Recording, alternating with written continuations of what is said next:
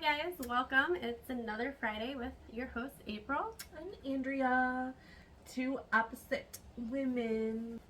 So today we're going to talk about something a little bit more personal to me. Yay. We are going to get a little personal in these podcasts, which is okay. Yeah. I'm just, the one that has to go first out of the both of us. But I am looking forward to the day where you get personal. Oh, I will eventually. So today we are going to talk about cultural differences and being an American and how closed-minded Americans can be.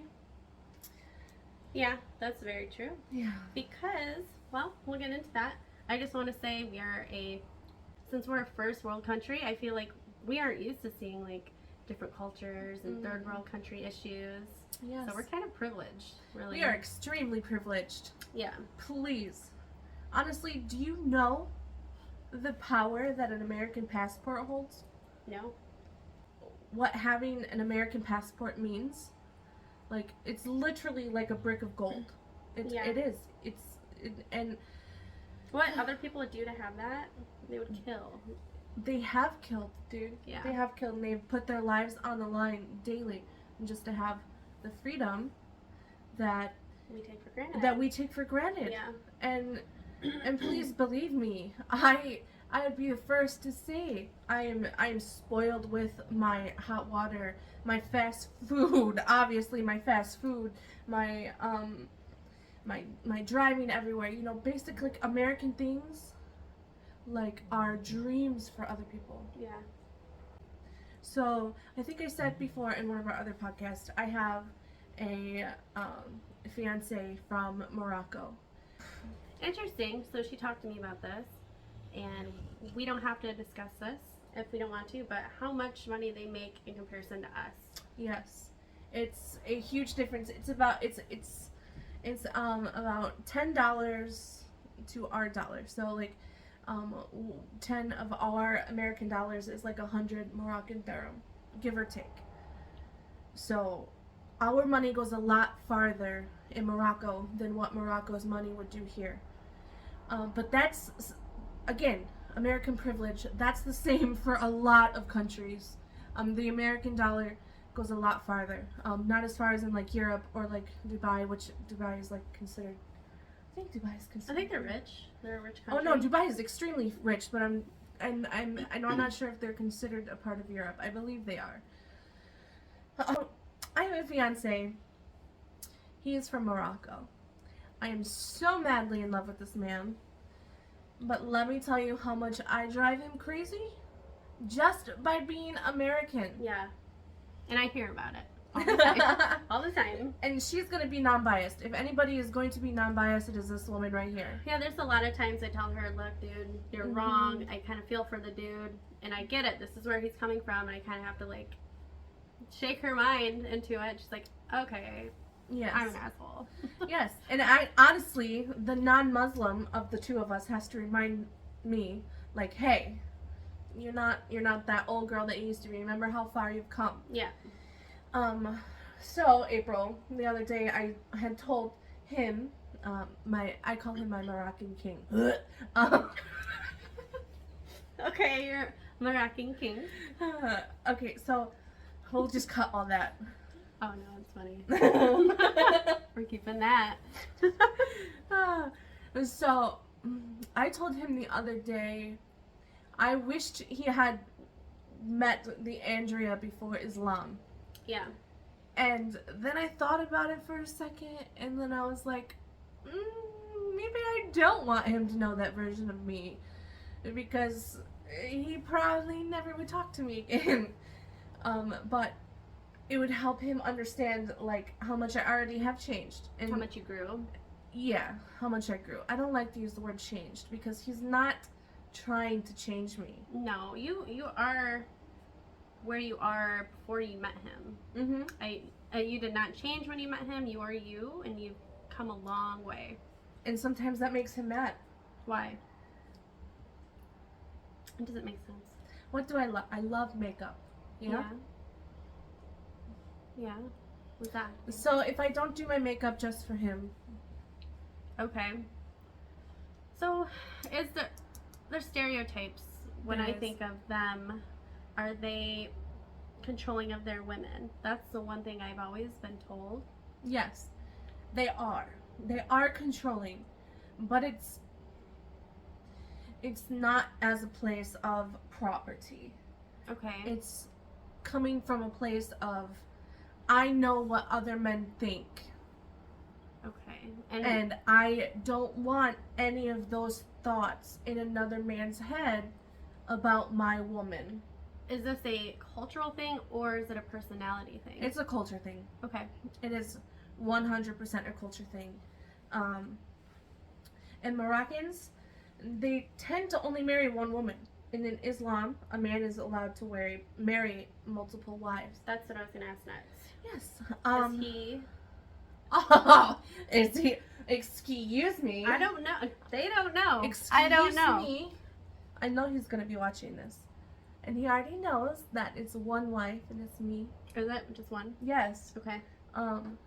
But in Islam, a man can have multiple wives. But in Morocco, you don't see that as much because it's a cultural thing. Okay. And yes, they are controlling. But again, it's not as in you are my property. It's I know what other men think about you. Mm-hmm. So I don't want those thoughts going through a man's head when you're my woman. Right. And that might come off like property like, but it's not. Right. Because in American standards, that to me comes off as jealousy. Mm-hmm. But over there, it just comes off as I'm looking out for you. yeah. You shouldn't have those thoughts. You know, you shouldn't invite men to have that opportunity to think those thoughts about you. Yeah. I mean, to an extent, I kind of like jealousy. I like to be Yes. protected. Yes. It over makes you me. feel valuable. Yeah. Yes. I've never seen like And I like a sense of worry. Like mhm. a man could take her away. I want to savor her. Like I can Mhm. get jealous over my man because I love him and I like to show people like that's mine. You know. Yes. Yeah, I think everybody likes that feeling of jealousy. I mean, it makes you feel wanted. It makes you feel valuable. To an extent, yeah. So being an American is something I'm proud of. That's hard to say nowadays. That is very hard to say nowadays because our country isn't the best. American paints this picture of like beautiful things, but in all reality, some of our traits are just horrible. Like horrible. Yeah, the privilege thing is what. Yes, it's gets me. disgusting. Yeah, it is. It's disgusting. And it's hard for me to tell my fiance how I'm still like learning all of these things. I'm still learning how to be a good Muslim in America, especially when I wasn't born into Islam. I chose Islam on my own, and it's not easy. Yeah. It's not easy. No, it couldn't be easy. And when you converted to Islam, were you scared at all? I mean, the stigma here, Yeah. honestly, with people wearing hijabs and stuff, there's a stereotype. Yeah. Were you nervous? Absolutely, I was.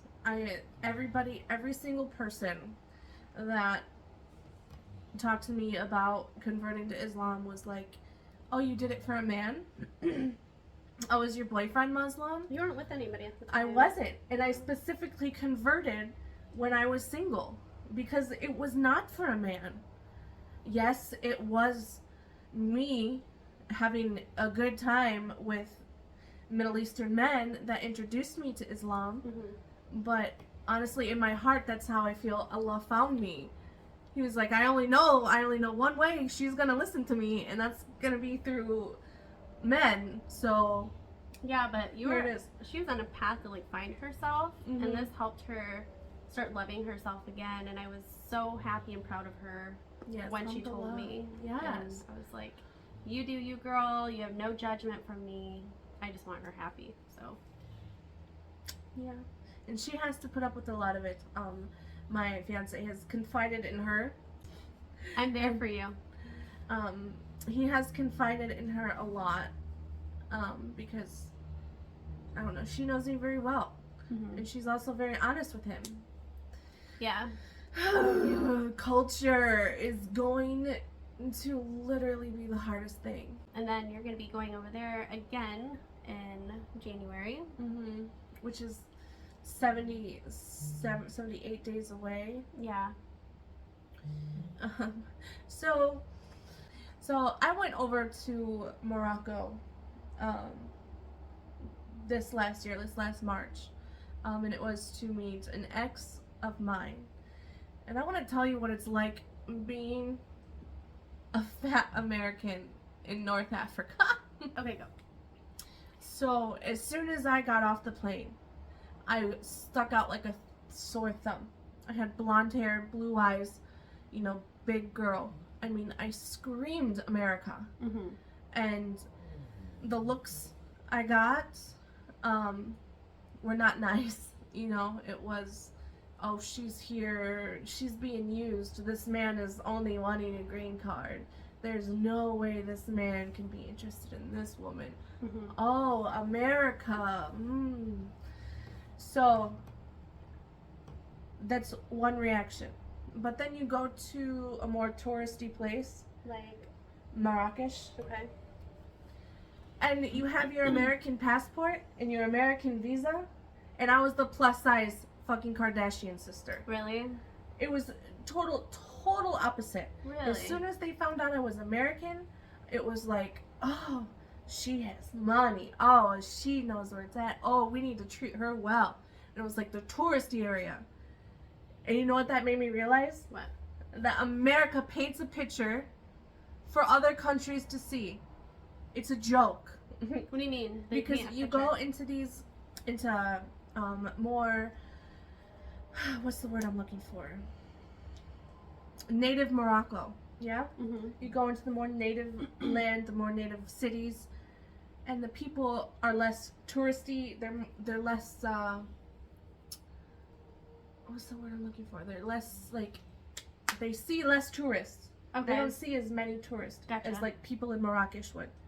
So the looks you get aren't like, oh, America. It's like, oh, this unhealthy person thinks they're the shit, Okay. and they're not. Yeah.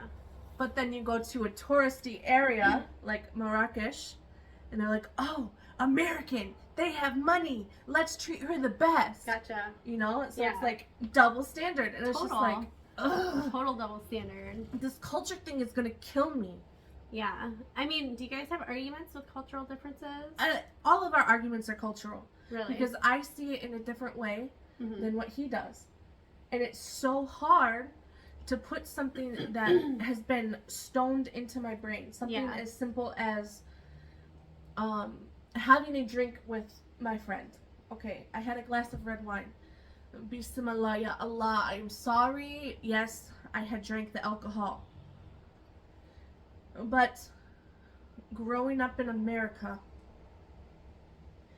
you go and you have a glass of wine with your friends. It doesn't matter where you're from. It doesn't matter what religion you are. There are Muslims here that get effed up every night, do cocaine, do crazy drugs, but then they still go pray to Allah every morning. But I had one glass of wine with my friend, Mhm. and he treated it like I went out and slept with 10 men. Oh, okay. And it broke me, because I'm like, I didn't do anything wrong. Yeah, because you didn't feel like you did anything. I didn't do anything wrong. Yeah, But to him, it was just, because Mhm. Muslims aren't supposed to drink. yeah. Okay. And it hurts me when he's disappointed in me. Yeah, of course, because you care about him. Yes, when like someone you love is disappointed in you because like you made them mad Mhm. and you didn't mean to. It was like a genuine mistake. Yeah. And like try explaining the definition of genuine mistake to someone who doesn't speak English as their first language. True. It's an accident. I'm sorry. Yes. Yeah. But But it wasn't an accident. Like, I knew I wasn't supposed to drink, so that's what he kept going back to. But in my head, I'm like, yeah, I'm not supposed to drink, but I also didn't do anything wrong. That's between me and Allah, not Yeah. between me and you. And we are not perfect. Even Christians, Catholics make Yes. mistakes. Yes. So. So it's the culture thing. The Yeah. culture is so hard. And the thing was, and I think I remember you telling me about that, you were honest about it. Mm-hmm. And you said, this is what I did. You know, I can still be honest with him. Mm-hmm. Every day with him and I has been like something new, and it has not always been good. Yeah. Well, that's like every relationship. But And you love him. I need April as a witness to say that there has never been someone like him. No. And She's head over heels with this guy. he's absolutely proud to be with me. Mm-hmm. He loves me. He wants to go on like every journey in my life with me. He's supportive, and he's like literally everything I could ask for. And that's literally all anybody could ask for. But he's not just gonna, it's not just gonna be easy. And this culture thing is so hard. Yeah. I can't even imagine. And being a revert. Okay, let's talk about being a revert in America. Yeah. It's so hard. What is a revert? So it's just somebody that comes from another religion to Islam, and they say they're Siddha, which I don't know if I'm saying that right. I always mispronounce that. So it's basically you're confessing your faith in Allah. Like Allah is the one and only God, and His Prophet Muhammad is who you believe in. And you have witnesses, and you say your prayer. And then you have to do acts of kindness, and you have to complete like your first Ramadan, and there's lots of steps to becoming like a Muslim, and it's been a journey. It has been a journey, and it has not been a perfect one. Has it been hard for you? Absolutely. Just because of the feedback I get. Like the culture Islam, and I think I've talked about this before, the culture Islam and then the true Islam. And most of the stuff that I'm confronted with is the cultural Islam. And it clouds the true meaning of Islam. And I always have to like, yes, it does get hard, but what's easy is I always remember that things are between me and him, me and Allah. And Allah is everything, you know. Is that comparable to like God? Yeah. I mean, like, Muslims believe in Jesus. Oh, they do? Yeah, he wasn't God. Allah was God. But Jesus was a prophet, you know. Okay.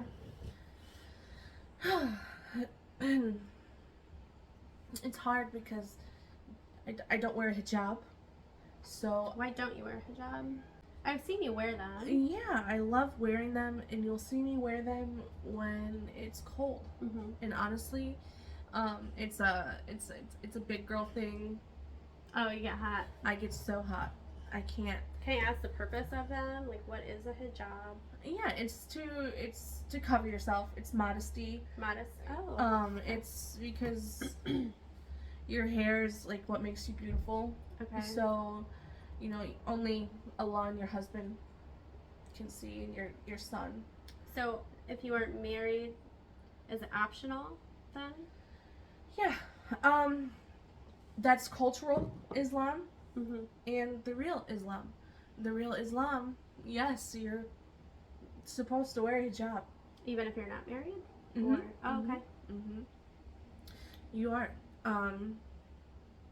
So again, that's explaining how hard it is, the difference between cultural Islam and the real Islam. It's, if I were to be like skinny tomorrow, I promise you on everything I would be in a hijab. Yeah. I promise on everything. I can't even imagine. I would love it. Yeah. I would love it. How hot that would be. Oh, it's so, I don't understand how. But also, being a Muslim woman who doesn't wear a hijab and a revert, I'm looked at as a sexual object. I'm not taken seriously as a Muslim woman. Men don't lower their gaze to me like they do with a woman with the hijab. And that's just something I have to deal with. My fiat, my Moroccan king. Does your Moroccan king dislike that you don't wear one? He would love for me to wear one. Would he force me to wear one? Absolutely not. But he would love for me to wear one. Again, this podcast was a little bit more personal on my part. And again, I cannot wait until it's personal on your part. It will be. If any of my followers are like reverts or like want to talk about possibly like Islam, trust me, I'm not gonna like try to jump down your throat like a Scientologist. I'm not gonna come knocking on your door like a Jehovah's Witness. I'm just gonna tell you what it's like to be a revert. Yeah. Alright, well, that was for my personal podcast. Yeah. Thank you for sharing, because You're there's a lot welcome. that I learned and there's a lot that I didn't know. I'm glad I can. Shine some light on the subject. Alhamdulillah. Alright guys, if you have any questions for her, put it in the comment box below. Click and subscribe. Again, Yep. Fridays at 8 a.m. we'll be posting. And we'll see you next week. Alright, cheers. Cheers.